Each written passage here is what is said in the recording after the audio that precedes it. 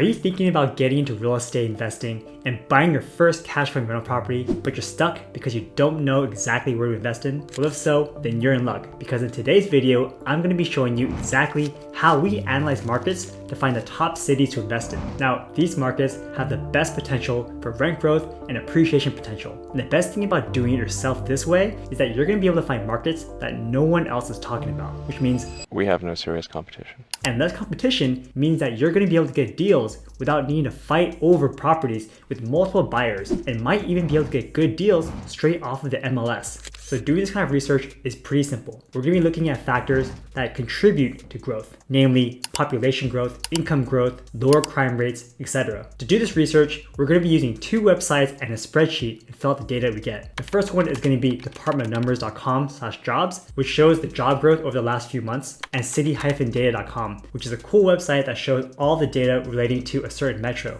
So let's start with departmentofnumbers.com/employment/metros. So as you know, when you're investing in a property, there are thousands of cities to potentially invest in. But how do you even hone it down? Well, for us, I want to invest in a place that has good job growth. Good job growth in the city typically means that incomes are increasing in the area, more people want to move to the area for these better jobs, and more people moving in means that your rental income can increase, people who need to move in maybe will buy properties, and so the value of the properties will also increase. So what you have here is Department of Numbers that shows all the changes over the last year, month, etc. And it also has many different states here as well. So since there are so many different states, what I like to do is click here on the 1 year CES jobs percent change. By doing that, it filters it from lowest to highest. So here you can see that it's minus 2.62%. That means that from last year to this year, this city actually lost 2.62%. So not ideal. Let's click it again to filter it from top to bottom. So here you can see that Ocean City, New Jersey actually had a 9.81% jobs percent change increase. So that means you have almost 10% more jobs here. So this is all very interesting data. And what I like to do is I kind of just filter all the way up to 2%. So if a city didn't get 2% growth from last year, then this is probably not a city that I want to look in right now. So like all these cities here, you know, they're close, but just not quite good enough for me to want to look in right now. Since there's already so many cities above this 2% marker that I can look at, that it's really not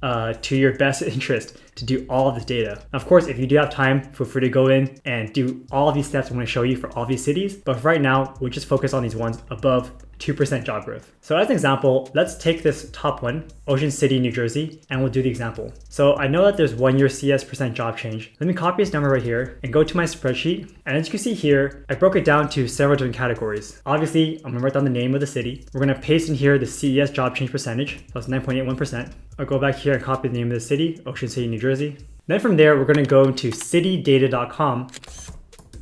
And as you can see, you have this beautiful website here with a lot of data. And it is kind of ugly, but just look for what you want and then pull the information from there. As you can see, the population in 2021 is 11,190. Copy that and put it here. Population change since year 2000 is minus 27.2%. So copy this here, put it back on the spreadsheet. Then we're gonna go to the median household income in the year 2021. So it's 91,221. Copy that, put it on the spreadsheet. Your household income in the year 2000, this one right here, 44,158. We're gonna go down a little bit lower and see that the median house or condo value in 2021 is $681,000.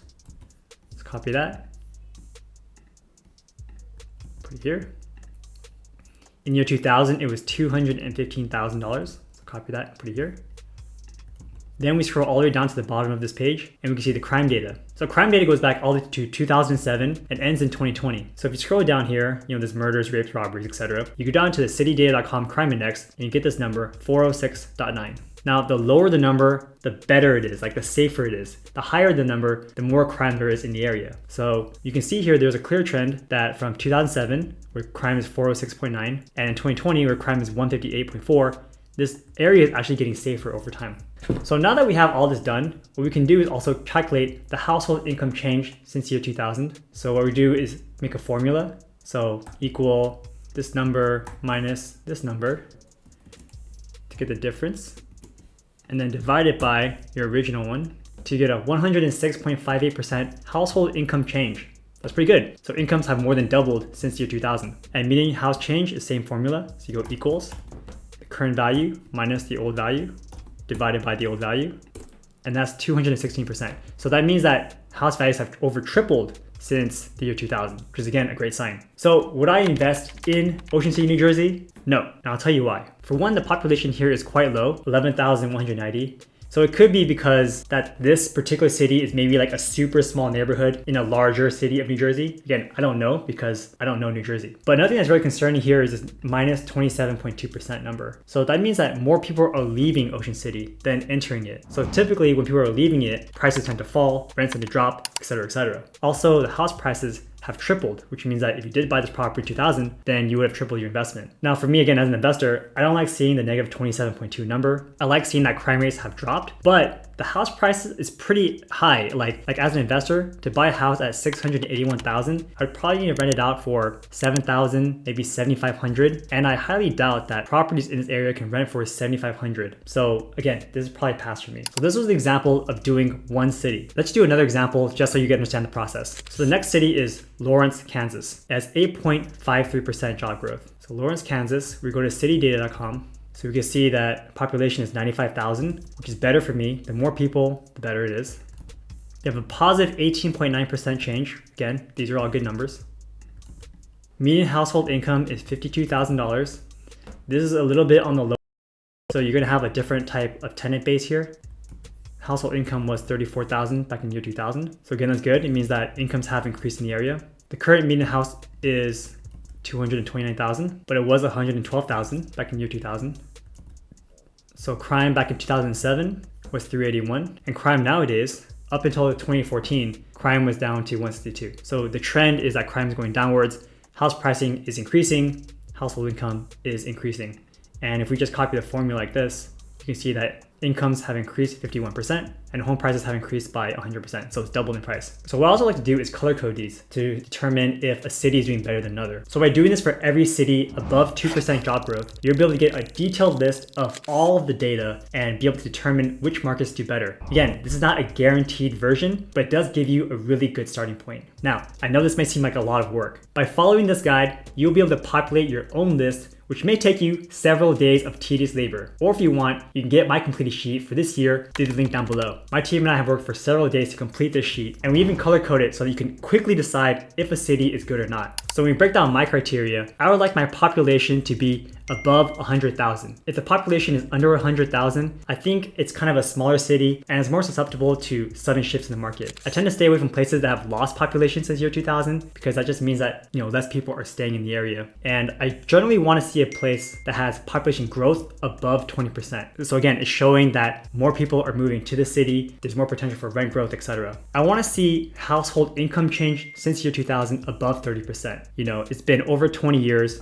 If their income hasn't increased by that much at least, then again, it's probably not somewhere that I want to invest in. Now, when I look at the median house value change since year 2000, I also want to see a value greater than 40%. So again, if this says that the prices just haven't moved since the year 2000, it means it's a stagnant market and it's not really going anywhere. A big part of real estate is the appreciation potential. So yes, you do get cash flow, but you actually make a lot of wealth on the back end through the appreciation of your homes. So for the median house values, I want to see that the value is ideally less than $200,000. And the reason being is when average home values are above $200,000, it does make it very hard to cash flow right from the get-go as a standard rental. So for example, if you buy a property for $300,000, then it probably needs to rent for over $3,300 to get cash flow. And that is actually a pretty hard number to get for long-term rentals. So that's why I'm not buying more rentals in expensive markets like in the Bay Area, Los Angeles, or New York, because the average price there is very expensive and they don't really cash flow that much. And the final thing that I look at is crime. So I want to see that crime today is less than 500. So even at 500, it is kind of sketchy, but over that is somewhere that I probably don't want to be long-term. So overall, once I have this whole list, I can see all the numbers tabulated and I can just filter, or I can scroll through and quickly see any of them that have just all greens all across the board. So with this information and getting a few cities in hand, you can then move on to the next step of diving deeper into each location and then looking at the potential deals in those markets. So if you guys want to learn how to analyze a real estate deal to see if the numbers even make sense, then be sure to check out my video right over here. Thanks for watching, guys. I appreciate you, and I'll see you next time. Take care.